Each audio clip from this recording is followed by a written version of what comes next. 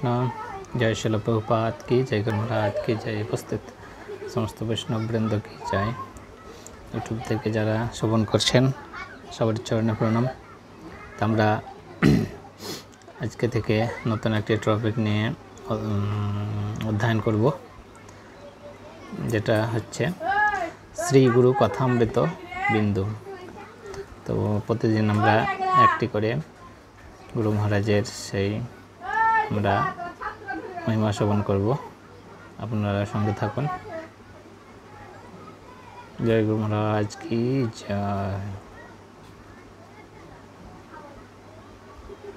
সেই শ্রীমৎ জয় পতাকার সঙ্গে গুরু মহারাজের শিষ্যবৃন্দ এবং তার শুভাকাঙ্ক্ষীদের জন্য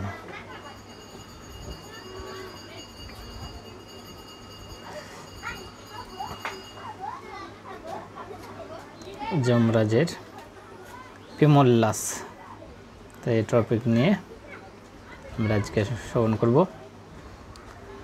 শ্রীমৎ জয় পতাকা স্বামী গুরু মহারাজের সংকলন থেকে শ্রী চৈতন্য মহাপ্রভু এবং তার ভক্তমণ্ডলীর লীলা কথা। গুরু মুখপদ্ম বাক্য, পৃষ্ঠা 8।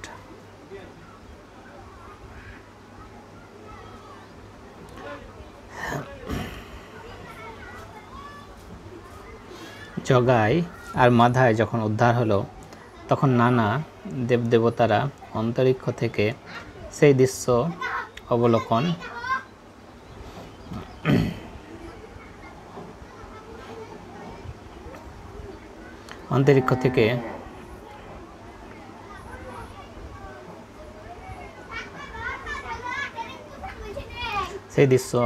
করছিলেন। শ্রীকৃষ্ণ যখন অবতরণ করছিলেন, তখনও প্রত্যেকের দৃষ্টি ছিল এই গ্রহলোকটির দিকে। শ্রীকৃষ্ণের উত্তম মণ্ডলীর সাথে তার লীলাবিলাস দেবতাদের কাছেও গুরুত্বপূর্ণ। সেই রকম যখন শ্রী চৈতন্য মহাপ্রভু এবং নিত্যানন্দ প্রভু জগাই আর মাধাইকে উদ্ধার করলেন, তখন যমরাজের প্রধান হিসাব রক্ষক চিত্রগুপ্ত মর্মাহত হল।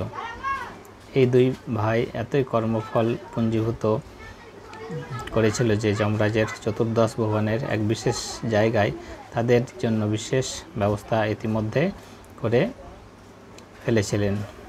আচম্বিতে এক ঝটিকাবর্তে শ্রী চৈতন্য মহাপ্রভু তাদের সকল কর্মফল মোচন করে দিলেন, আর তারা মুক্ত হয়ে গেল। মৃত্যুদণ্ড থেকেও অব্যাহতি দেওয়ার ক্ষমতা রাষ্ট্রপতির আছে। সেই রকম কাউকে অব্যাহতি দেওয়ার ক্ষমতা পরমেশ্বর ভগবান শ্রীকৃষ্ণের কিংবা শ্রী চৈতন্য মহাপ্রভুর আছে। যমরাজের ধামে খুব আলোচনা চলছিল যে এই দুই ভাইয়ের এত কর্মফল ছিল, আর কি করে তা একেবারে সব পরিষ্কার হয়ে গেল। তো কি বলছে, এই দুই ভাইয়ের এত কর্মফল ছিল, আর কি করে তা একেবারে সব পরিষ্কার হয়ে গেল। প্রত্যেকে তাই নিয়ে কথা বলছিল।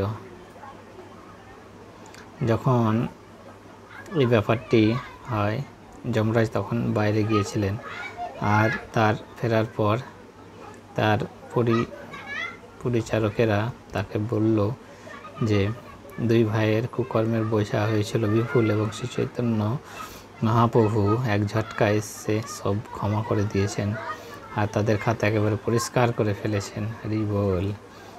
যমরাজ শুধলেন কত কুকর্ম তারা করেছিল। ওরা বলল, তা যদি আমরা লিখে রাখতাম তাহলে বড় বড় গুদাম আর অনেকগুলি ঘর একেবারে বোঝায় হয়ে ঠাসা হয়ে যেত। তখন যমরাজ শুধালেন, আচ্ছা এ কেমন করে হলো? ওরা বলল, শ্রী নিত্যানন্দ প্রভু আর শ্রী গৌরাঙ্গ মহাপ্রভু ওদের ক্ষমা করে দিলেন আর তাদের দীক্ষা দিয়ে দিলেন, এখন ওরা মুক্ত।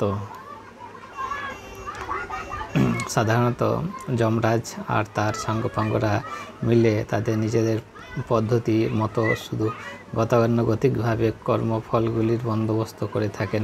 শ্রীকৃষ্ণ এই সমস্ত ব্যাপার থেকে দূরে সরে থাকেন। তিনি এই সমস্ত ব্যাপার সাধারণ চলতি নিয়ম নির্দেশাদি অনুসারেই হতে দিতে চান।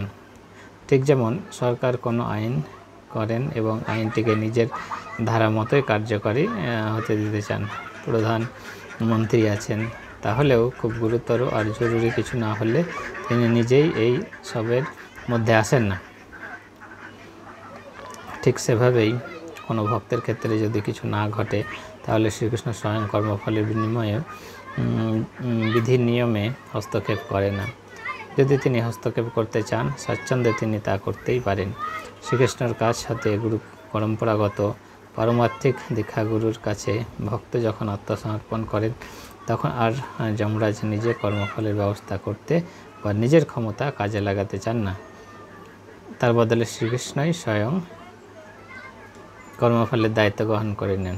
তাই যমরাজ এখন জগাই আর মাধাইয়ের ব্যাপারে কিছু করার দায়িত্ব থেকে মুক্ত হয়ে গেলেন। যমরাজের দিক থেকে ওদের হিসাব পরিষ্কার হয়ে গেল। যখন যমরাজ সব শুনলেন, তিনি হঠাৎ মূর্ছিত হয়ে পড়লেন। তাদের কাছে এটা একেবারে অভাবনীয়। তখন চিত্রগুপ্ত আর সকলে তার জ্ঞান ফিরে আনার চেষ্টা করতে লাগলো, কিন্তু যমরাজ হয়ে থাকলেন নিশ্চল। শিব ছিলেন নবদ্বীপে এবং তিনিও জগাই আর মাধাইয়ের ব্যাপারে যা কিছু ঘটছিল সবই লক্ষ্য করছিলেন। শ্রী চৈতন্য মহাপ্রভুর কৃপা দেখে তিনি খুবই মুগ্ধ হলেন। তারপর তিনি দেখতে এলেন যমরাজ কী করছেন। আর যখন সেখানে এলেন, তিনি দেখলেন যমরাজ অচৈতন্য হয়ে পড়ে রয়েছেন। শিব খোঁজ করলেন যে কি হয়েছে। তারা তাকে বলল যে যমরাজ জগাই আর মাধাইয়ের উদ্ধারের কথা শুনলেন আর তারপরেই প্রাণ হারালেন। যমরাজ লক্ষণাদি থেকে শিব দেখতে পেলেন যে তিনি সমাধিপ্রাপ্ত হয়েছেন। তিনি পরমেশ্বর ভগবান শ্রীকৃষ্ণের কথা চিন্তা করতে করতে মহাসমাধিতে মগ্ন হয়ে গিয়েছেন। তিনি ছিলেন শ্রীকৃষ্ণের মহান এক ভক্ত। কৃষ্ণপ্রেমে যমরাজ অচৈতন্য হয়ে পড়েছিলেন। তার সহকারীরা যে ভেবেছিল তিনি মর্মাহত হয়েছেন বলেই অমন হয়েছে, তা নয়। শিব বললেন যে তার চৈতন্য ফিরে আনার একমাত্র উপায় হলো হরে কৃষ্ণ মহামন্ত্র জপ কীর্তন করা। তখন তিনি যমলোকের সমস্ত সহকারী পরিচারকদের নিয়ে হরে কৃষ্ণ কৃষ্ণ কৃষ্ণ হরে হরে, হরে রাম রাম রাম হরে হরে হরে কৃষ্ণ মহামন্ত্র কীর্তন করতে লাগলেন। জপ কীর্তন মগ্ন হলেন। সত্যি খুব শীঘ্র যমরাজের চেতনা ফিরে এলেন। যমরাজ কীর্তন করে যেতে বললেন তখন শিব আর অন্য সমস্ত দেবতাদের নিয়ে মহাসংকীর্তন শুরু হয়ে গেল। জয় শিল প্রভুপাদ কি জয়, গুরু মহারাজ কি জয়, উপস্থিত সমস্ত বৈষ্ণববৃন্দ কি জয়। আমরা শ্রী গুরু কথামৃত বিন্দু থেকে আমরা আজকে সেই যমরাজের প্রেমোল্লাস সম্পর্কে শ্রবণ করলাম। আমরা পরবর্তী ভিডিওতে আরও একটি অধ্যয়ন করব। তো সবাই ভালো থাকবেন, সুস্থ থাকবেন। জয় শিল প্রভুপাদ কি জয়।